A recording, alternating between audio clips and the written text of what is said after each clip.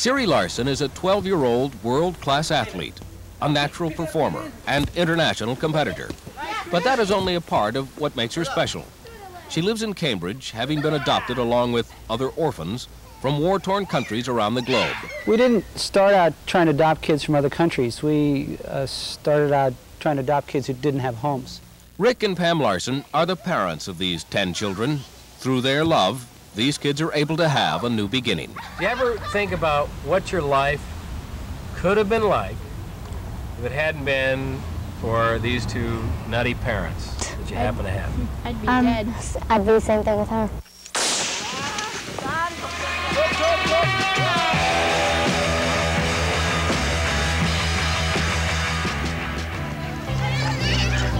You're lost, little girl. Siri's story of survival is heartrending. The year, 1975. Cambodian refugees flee the terror of the Khmer Rouge. It is January, and two Canadian sisters discover an abandoned baby born prematurely, weighing only 2.2 pounds.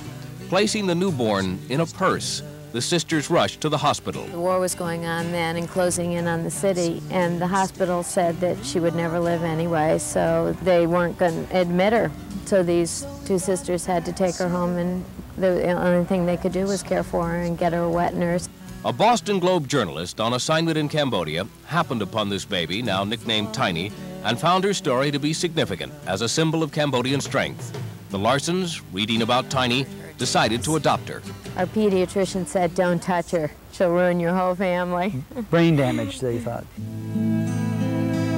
Infant Tiny became part of Operation Baby Lift, the evacuation of orphans from Indochina in April of 1975. There was shelling the airport, and they dragged all 43 kids across the tarmac in sheets, ducking down to get them to the plane, to fly them to Saigon, where they also weren't for very long, but it was quite a dramatic exit from Phnom Penh.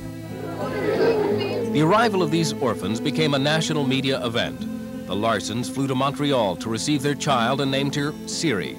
But they were unprepared for the years that would follow. She had night terrors. She used to run through the halls screaming at night, sweating, panicked, and absolutely wouldn't recognize either of us. She was so intensely shy when she was young that she was glued to my back in a backpack for about a year and a half, simply wouldn't move. In fact, that's how we got her got involved in gymnastics, was to try and find a sport where she could express herself in a kind of solitary way.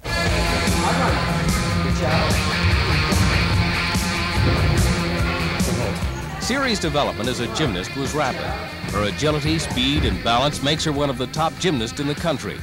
In addition to attending public school, she trains 30 hours each week and competes internationally for Coach Bob Colorasi's Masdar's national team. I think now all that inner strength that it took just to be the shy little kid and overcome that has now turned into a real asset for her in competition.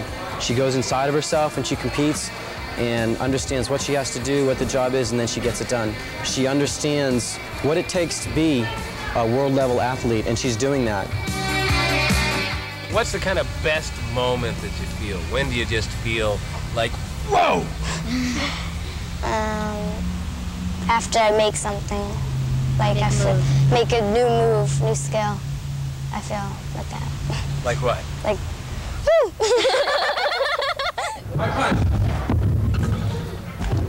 Age restrictions prevent Siri from participating in next year's Olympics, but her eyes are set on the Olympics in Barcelona in 1992.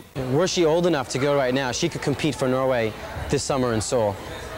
She's beaten everyone in the country, I think, 3 or 4 times, the seniors and everyone right through. If they change the rule, would be going right now. She's ready to go. She can take on the top competitors in the world, and we hope that by 92, she'll take on the top competitors in the world and she'll beat them. I think that sometimes when we talk about Siri's gymnastics and her future, and I think that we forget that behind it all is just a really delightful little girl. She just is a sweetheart, and she's overcome so much, and she really is such a miracle to me. The road to Barcelona is a long one. There will be international contests, competition from the Soviet and European countries, and she faces the risk of injury over the next 5 years. But Siri Larsen already has proven to the world what determination can bring to this Cambodian girl who was once named Tiny.